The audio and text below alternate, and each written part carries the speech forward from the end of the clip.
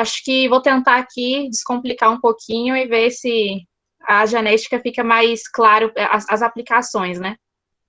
Vou compartilhar aqui minha tela. E aí, deixa eu só compartilhar aqui.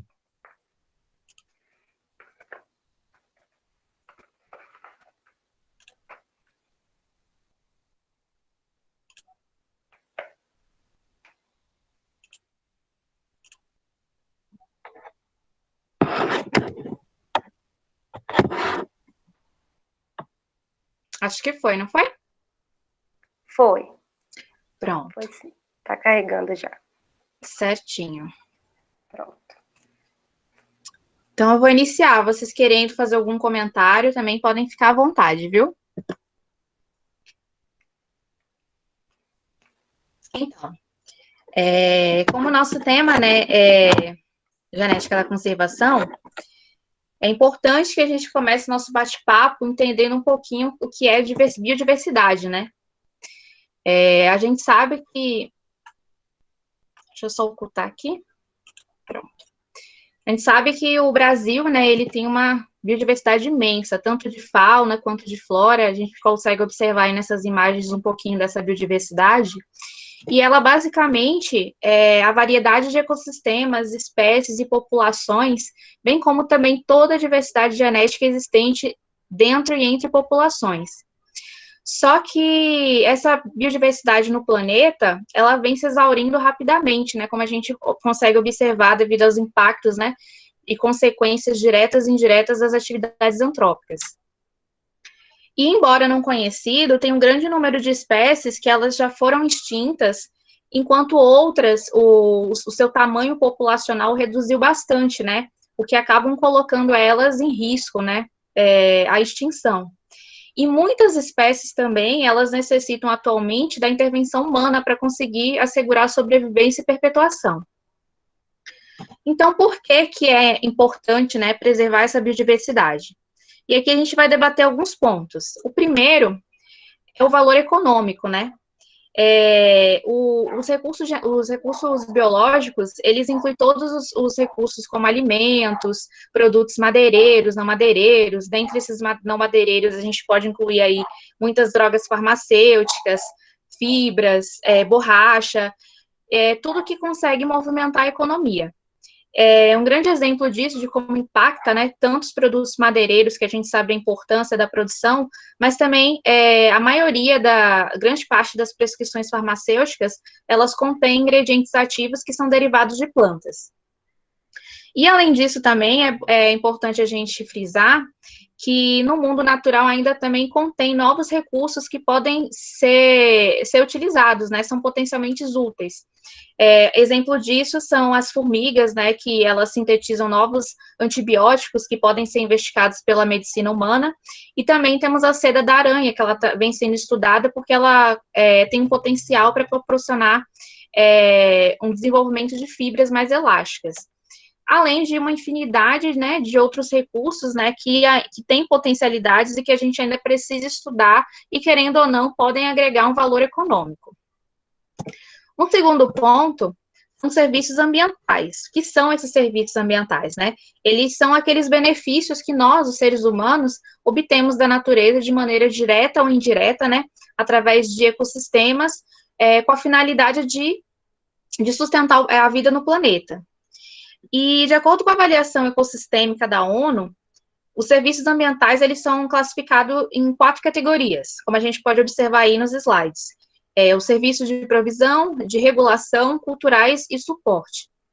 Os serviços de provisão, eles são aqueles que a gente consegue obter diretamente, né, dos ecossistemas, como eu citei, os alimentos, a água doce, fibras, produtos químicos e a madeira.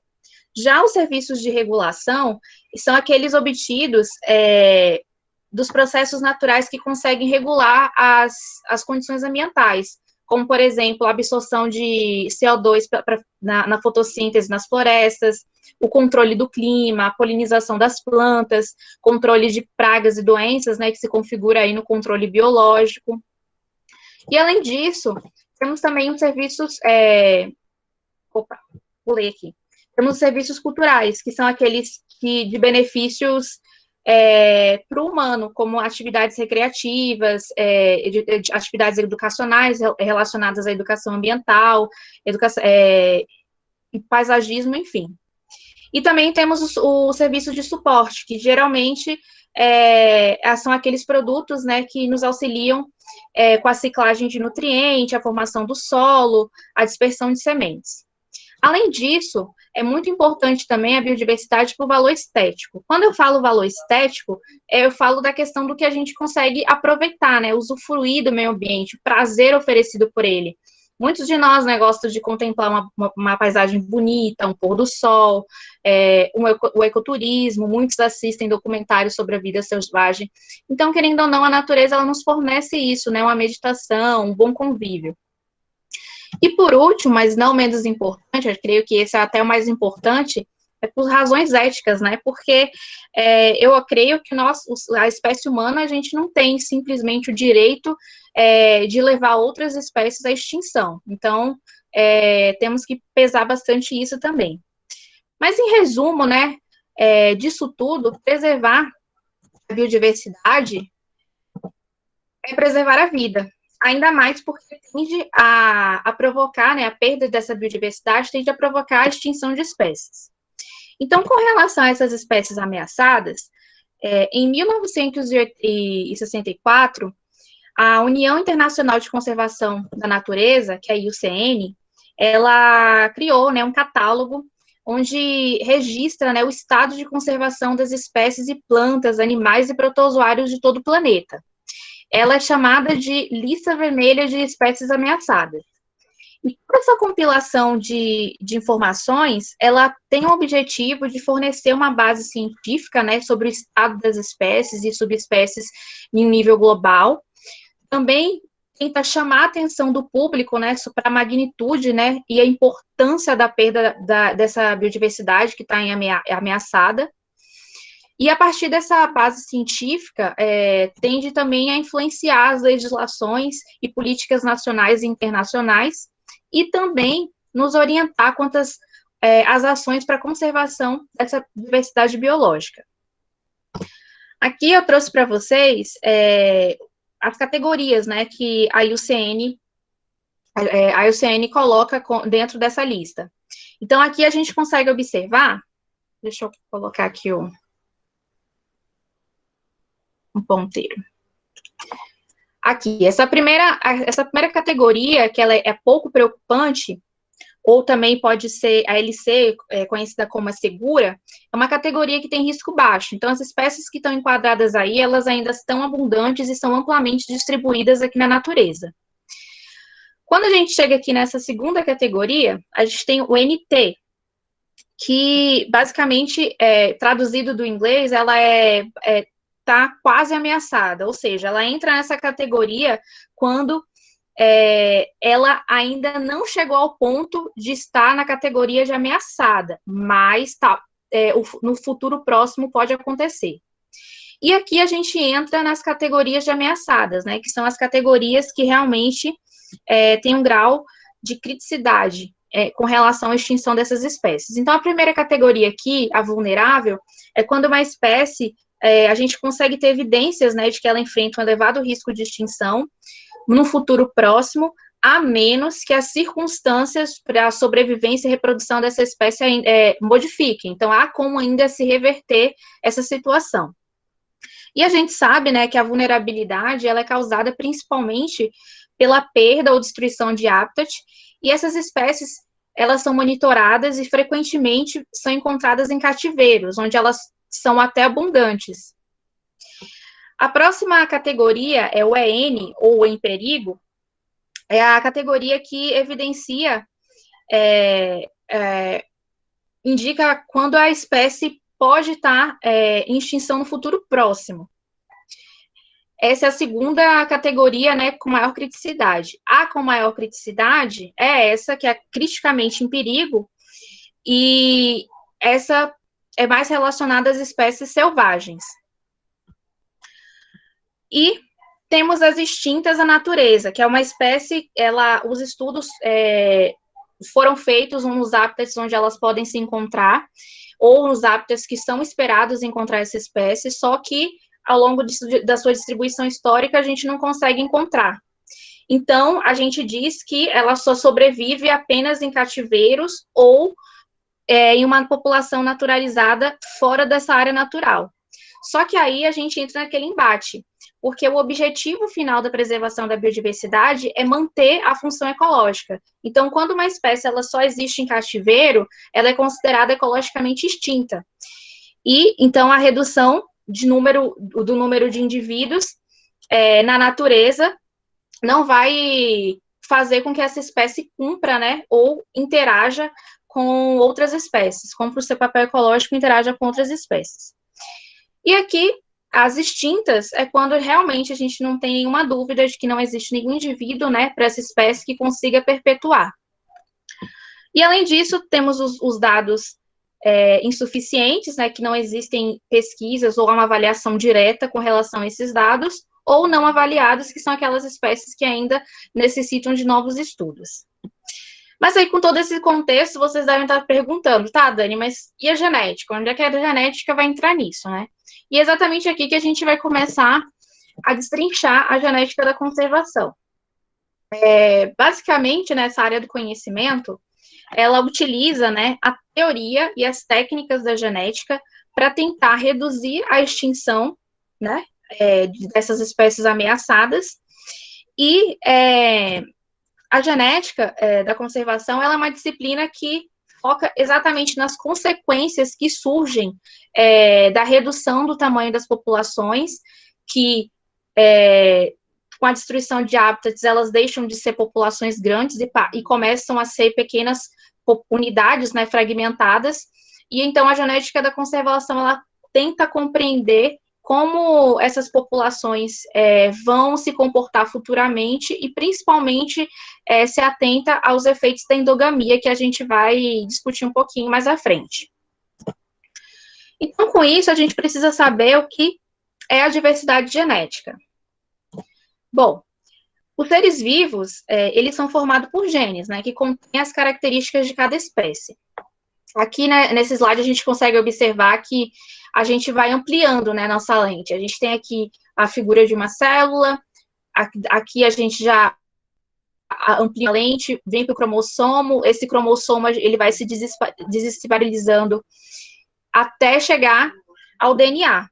Então, o que são genes? Os genes são a sequência específica, né, da molécula de DNA que é responsável pelas informações e características herdadas de uma geração para outra, ou seja, a unidade fundamental da hereditariedade. Aí aqui eu até chamo, né, essa figura importante, né, que é o Gregor Mendel, que é o considerado o pai da genética, né, e que conseguiu desvendar para a gente esse princípio da hereditariedade.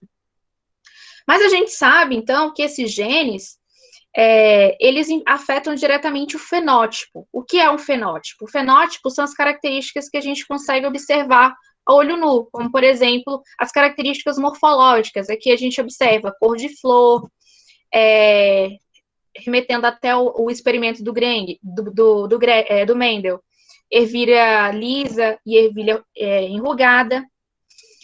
Só que cada indivíduo, ele é único, e ele possui sua própria informação genética. Então, se a gente pensar em uma população, como no exemplo aqui ilustrado, aqui na figura, uma população grande, com uma diversidade de genes, a gente pode observar que os genes estão coloridos para exemplificar realmente a diversidade, né?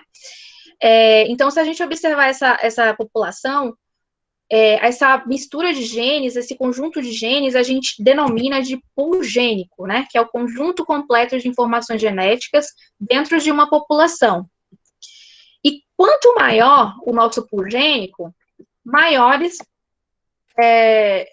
vai ser a nossa diversidade genética, né? Então, assim, maiores vão ser as chances, né, dos indivíduos serem mais aptos a sobreviver às mudanças climáticas. E tudo isso acontece porque os indivíduos, eles conseguem passar os traços, né, através da herança, para conseguir que os seus que sua prole, né, consiga ser mais resistente, por exemplo, a mudanças ambientais, a resistência, encontrar doenças, e sobreviver a mudanças ambientais. Então, tudo isso é de acordo com a seleção natural, né? Que através dessas características os genes conseguem passar de uma geração para outra. Mas o que vai acontecer se o pool gênico, né, ele for muito menor?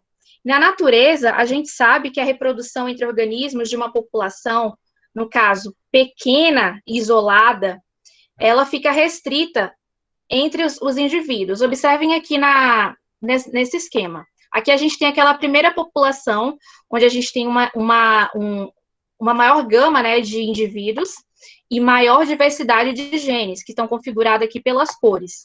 E aqui a gente já tem uma população que já é menor e por ter passado por algum processo, um processo aleatório aqui, sobreviveram, né, os indivíduos com os melhores genes com relação à prole de cá, então tem menos variabilidade. Então, muitos estudos, né, eles demonstram que a extinção, ela é a perda permanente, né, de espécies precedida de uma queda na diversidade, exatamente o que mostra esse esquema, ou seja, a queda do pool gênico. Então, a degradação do hábitat vai poder causar o quê? A diminuição do tamanho populacional, pode promover a endogamia, né? O que seria endogamia? A endogamia é o aumento do número de indivíduos homozigotos dentro de uma população e diminuição dos indivíduos heterozigotos.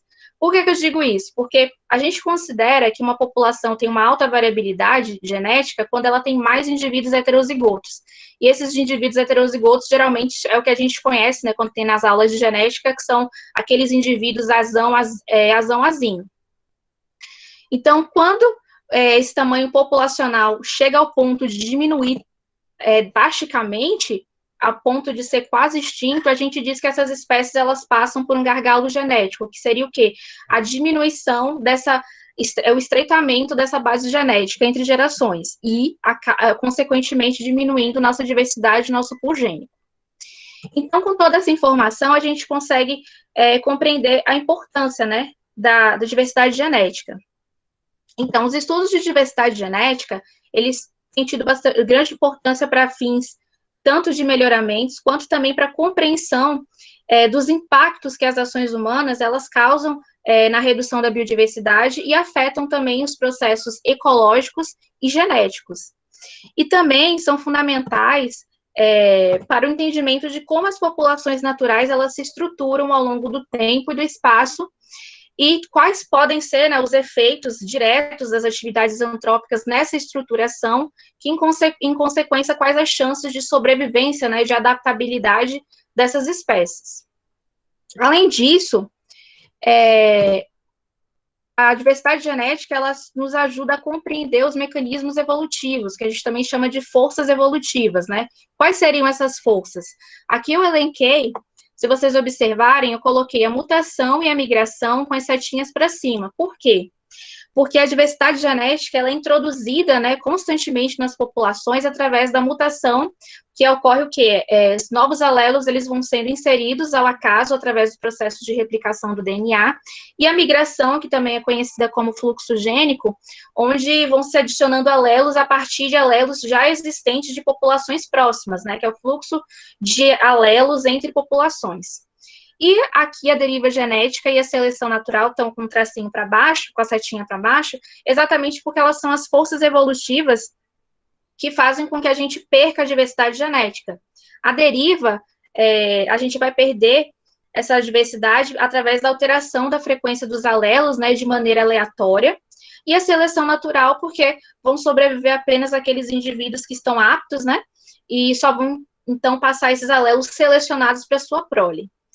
Agora, a função, né, de colocar essas setas foi para vocês observarem que nós temos 4 forças evolutivas, sendo que 2 adicionam alelos à população, então dá variabilidade genética à população, e 2 que diminuem.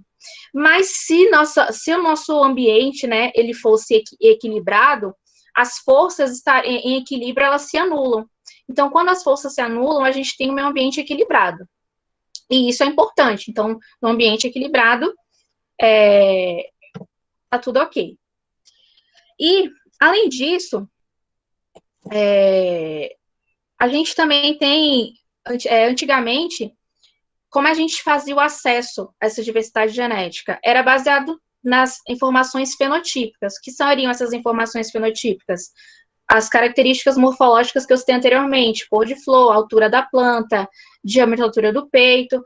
Então, através dessas características. Porém, a gente avançou muito, né? A ciência avançou muito, e com o avanço da biologia molecular, a gente consegue obter as variações, né, dessa diversidade diretamente a nível de DNA, com a utilização de marcadores moleculares. Então, a biotecnologia, ela impulsiona a pesquisa e facilita, né, a obtenção desse tipo de informação. E aqui, eu não vou adentrar muito no uso de marcadores microsatélites e SNPs, entre outros que tem, que aí já é um papo para outros ciclos, outras palestras. Mas essas informações, né, a nível de DNA, elas constituem um subsídio, né, para constatar as perdas genéticas geradas do isolamento de populações e dos indivíduos. Isso vai refletir, então, nas futuras gerações, que vai permitir com que a gente consiga estabelecer melhores estratégias para incrementar e também preservar a diversidade genética de espécies. E dentro disso, a IUCN, que eu comentei inicialmente, ela reconhece, sim, a necessidade de conservar a diversidade genética como uma prioridade global de conservação. Primeiro, porque as mudanças ambientais, né, são processos contínuos. Então, a diversidade genética ela é necessária para que as populações consigam evoluir e se adaptar às tais mudanças. E segundo, porque a perda da diversidade genética, ela está geralmente associada com a endogamia, né, que eu comentei inicialmente, e também com a redução da sobrevivência das populações. Então, por isso, temos algumas estratégias, né, para conservar esses recursos genéticos. Dentre elas, nós temos a conservação in situ.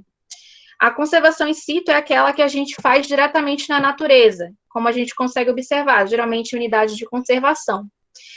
E essa conservação in situ, ela apresenta alguns prós, né, como, por exemplo, ela permite com que as espécies elas continuem seus processos evolutivos. Ela também favorece a proteção e manutenção da vida silvestre, né? Porque vai apresentar melhores condições para a conservação dessas espécies, principalmente, né, de animais e vegetais.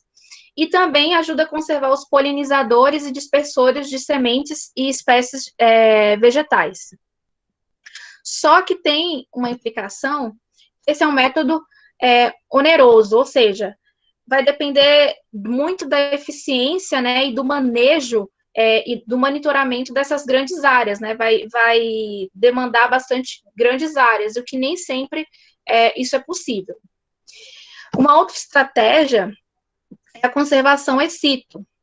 A conservação in situ, ela já envolve a manutenção dessa diversidade fora do seu habitat natural.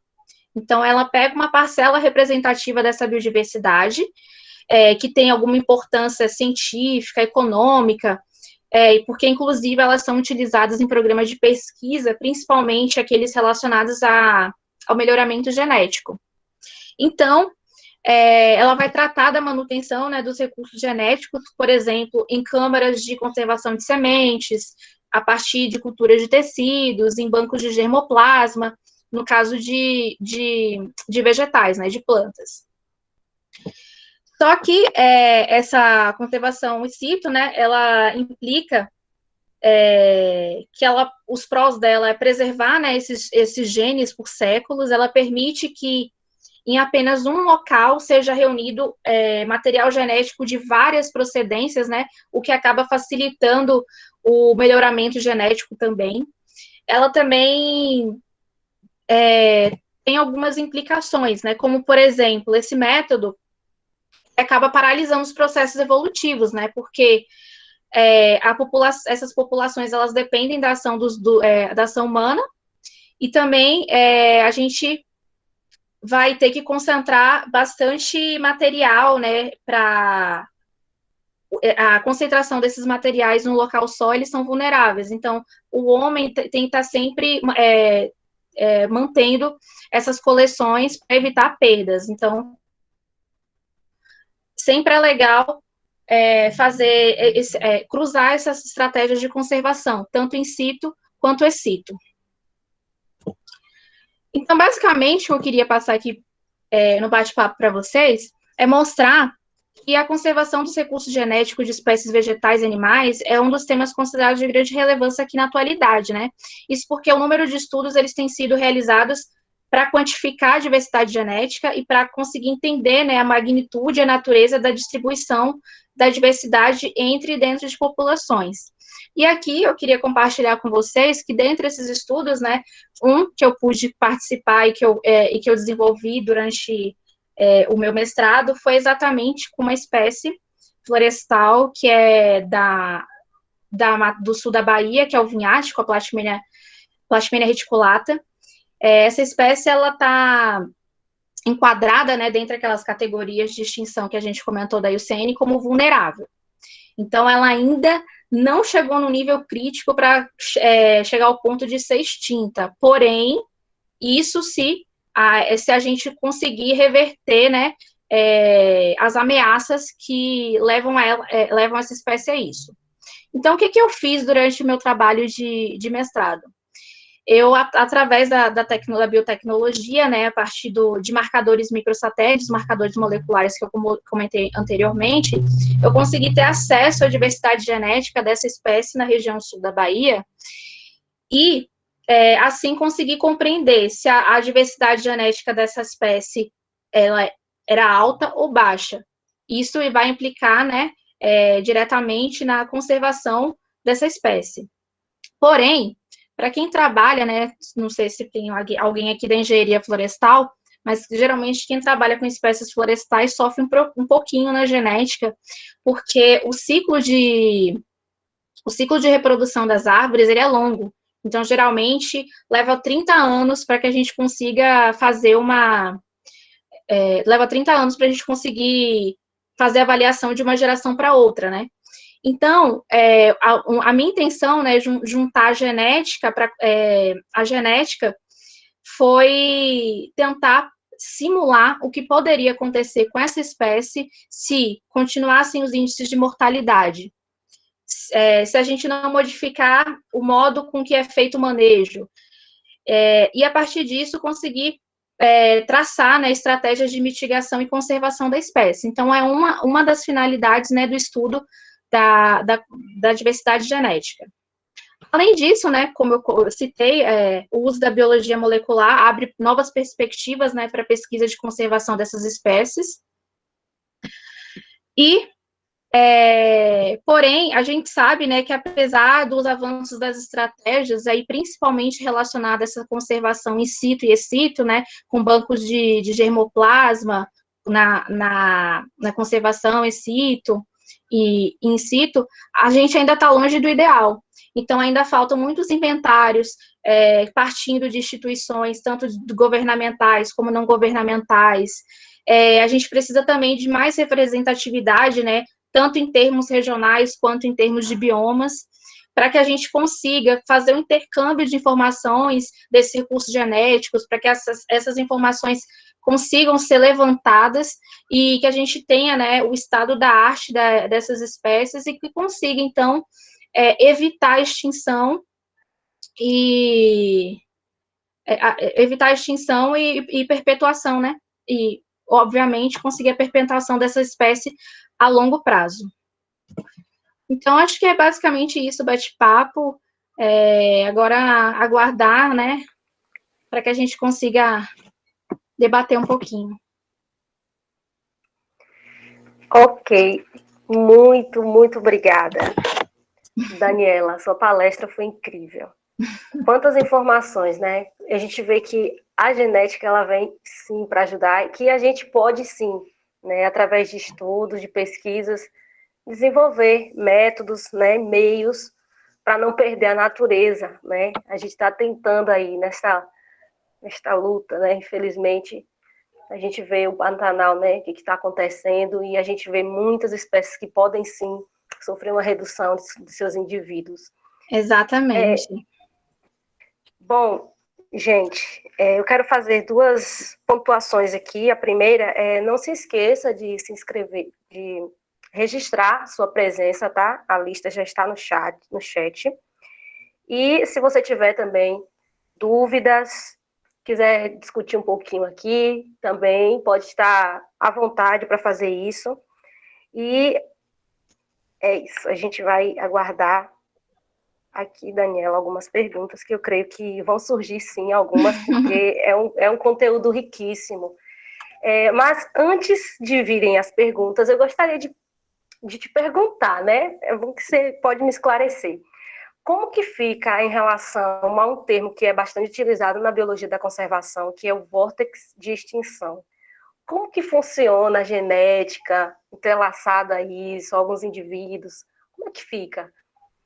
Então, geralmente é muito aplicado o vórtex, né, para espécies animais, mas durante o meu mestrado, eu trabalhei com a genética, obviamente, mas eu tive muito auxílio do pessoal da ecologia, né, que é um termo muito utilizado pelo pessoal da ecologia.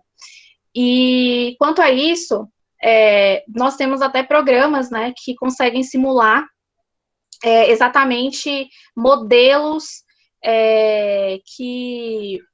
modelos para a gente tentar compreender como que os impactos, né, os impactos das atividades humanas podem influenciar na diversidade de tanto de plantas quanto também das espécies de animais. Então, acho que a genética entra nisso por conta que, primeiro, a gente precisa conhecer a variabilidade genética de populações para a gente tentar compreender se essas populações, elas têm potencial de sobrevivência. Então, no caso, se os indivíduos eles têm uma ampla variabilidade genética, caso algum incidente ocorra, como, por exemplo, no Pantanal, você deu exemplo aí, no Pantanal. Ocorreu isso, muita fauna, muita flora foi perdida, né? Então, a gente precisa compreender se esses indivíduos têm uma alta variabilidade, alguns deles, eles vão ser capazes de sobreviver e passar, né, para os seus descendentes características para que essa população se reestruture novamente. Então, basicamente, esses estudos estão mais relacionados com isso. Ótimo, ótimo. Bom, a gente tem aqui algumas pontuações, né? Ariane Garcia, que parabeniza. Excelente palestra, parabéns. Eu que agradeço. Ótima palestra, Daniela. Obrigada por aceitar participar do nosso ciclo. Sim, muito obrigada. É uma contribuição, assim, eu tenho pensado dessa forma, né? O nosso ciclo ele tem contado com temas variados e cada ciclo é uma coisa nova que a gente aprende, né? É uma área nova de conhecimento que a gente adquire um pouquinho, né? A gente tem uma nuance, então só vem para enriquecer mesmo. Não, e ainda mais o PET, que é um grupo multidisciplinar, né? Então, eu lembro da minha época de petiana, eu aprendia de tudo. Tinha gente da veterinária, da zootecnia, eu aprendia de tudo, um pouquinho de cada um também. É muito bom esses ciclos. Sim, continua pulverizado. Tem gente de todo o curso aqui. Bom, o nosso tutor, Alexandre, ele fez a inscrição, né? E eu gostaria de dar agora a oportunidade para ele falar.